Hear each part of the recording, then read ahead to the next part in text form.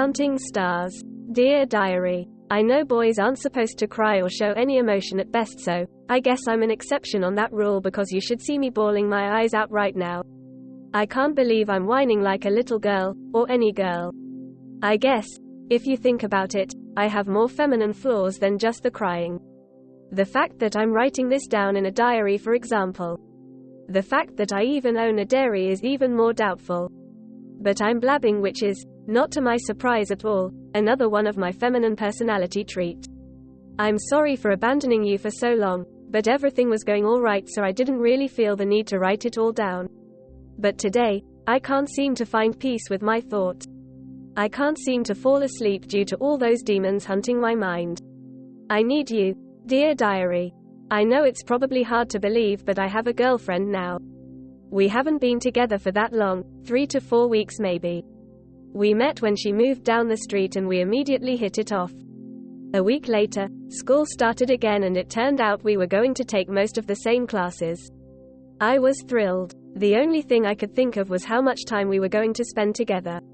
She was shy, extremely shy, at first, but I quickly learned that there was more to her than just shyness. It took me a few times before she finally said yes when I asked her out, but our first date was worth waiting for. I set up a beautiful picnic by the lake. It's kind of personal to me because I always go there when I need some time to think. It's a place I escape to when everything in the world suddenly seems extremely heavy and difficult. I wanted to share that with her so she could see I was serious about her. That's when we had our first kiss, and right after, I asked her to be my girlfriend. Since that date, we've spent a whole lot of time together. At school, we always spent our lunch breaks together on the bleachers. I help her with math, and she helps me with English. She's so sweet and caring. After school, we always hang out at my place. My parents adore her and totally don't mind that she visits so frequently. Most of the time, we don't really do anything other than doing our homework or just chilling. None of us two is into the whole party scene most kids our age are into. My parents have questioned that quite a lot but came to terms with it eventually, I guess. She never really wants to leave the house anyway. She's always very tired. One day, she walked into the school building with bags under her red and watery eyes. She looked extremely pale and felt as cold as ice. She practically looked like a zombie, and it didn't get better. It only got worse, and that's why I started to get worried. Something was wrong, seriously wrong, and I couldn't stand not knowing what she was going through. I started looking for clues. It became like a mystery I had to solve. I felt like a detective, but I couldn't forget that the subject of my investigation was my own girlfriend. A few days later, she walked in with a black eye, and that was not the only bruise I saw that day. She started having trouble concentrating in class and would run out of the room without any warning. Then, I would find her outside trying to catch her breath. It always looked like an anxiety attack or something. I tried to talk to her, but she just told me that she was fine, which I obviously didn't believe. We had to run through the rain to get home because my car broke down and Mum couldn't come and pick us up.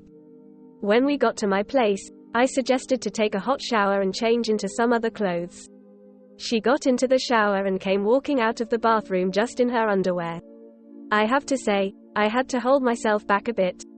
She looked gorgeous and I'm a 17-year-old boy, so I guess you can imagine where I saw this going, but I knew she wasn't ready for that. She's different. She's not like any other girl I have ever met, so I certainly didn't want to push her into something she was not ready for. I quickly snapped out of my imagination and saw a big scar running down her stomach. Also, her back and arms were all bruised up. She looked like someone beat her up. She quickly changed into one of my shirts before she asked me something. "Do you maybe have a hoodie or sweatshirt?" she asked. "Are you cold?"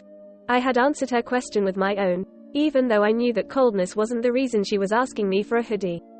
I saw the cuts and scars on her arm that she was trying to hide away behind her back this whole time. I didn't want to push, so I didn't ask her about it. She quickly shrugged it off before we went downstairs to watch a movie. I tried, but I couldn't make myself focus on the movie. All I could think about was her. Why does she look like someone beat her up? Is someone at school hurting her, or maybe at home? Why does she cut herself? What is happening to her? I thought to myself as I held her close to me. Yesterday, She fainted during class and I saw even more bruises than before. I decided to confront her. I told her that I was worried about her, but she kept convincing me that everything was fine. I didn't understand why she didn't want to talk to me. Didn't she trust? Wasn't I a good enough boyfriend? I got frustrated and that frustration came out as anger. She started screaming and eventually, she broke down and told me everything. She told me about her mother who passed away when she was only 6 years old. She told me that her sister ran away a few years ago. And she told me about the abuse from her father. All the bruises, the tiredness, the scars, it's all because of him, her own father. I don't understand how a parent can do that to their own children. I was confused, hurt, disgusted, and I felt so sorry for her, but she didn't want to hear it. She didn't want the pity. She ran away as fast as she could. I've been calling her all day, but it always goes straight to voicemail. I wipe a tear away as I put my pen down. Are you okay? I hear a shy but sweet voice ask from behind me. I turn my head around and see the most beautiful girl of the whole entire world walking up to me. She sits herself down next to me, on the grass by the lake. I'm fine, I tell her as I close my diary and place it onto the grass in front of me. I'm sorry for flipping out on you yesterday. I didn't mean it. I'm just not used to people caring about what happens to me. My own father could care less, so why should anyone else? I'm sorry for lying to you. I wish I could have told you, but I was afraid that if you knew the real me, you wouldn't want me anymore. Babe, the last thing you have to do is apologize. I shouldn't have pushed you to talk. I'm sorry. I just can't stand seeing my girl in pain, I tell her, and I can see a little smile appearing on her face. So, what are we going to do now? About your father, what if we just wait until tomorrow? I just want to get some rest while I still can, she says back to me whilst she lays herself down on the grass. I follow her lead and look up at the dark sky. The moon is shining bright. I look to my left and see the moonlight beautifully contouring her face. I see her closing her eyes before she speaks softly. Can you hold me? Of course, I answer as I wrap my arms around her fragile body. It's only now that I notice how heavily she's breathing. Try to calm down. I can't, she says back to me, trying to catch her breath. Look up at the stars. Count the stars, babe, I tell her sweetly. I hear her counting in a whisper before I feel the girl in my arms, the girl that has become my entire world, calm down and fall asleep.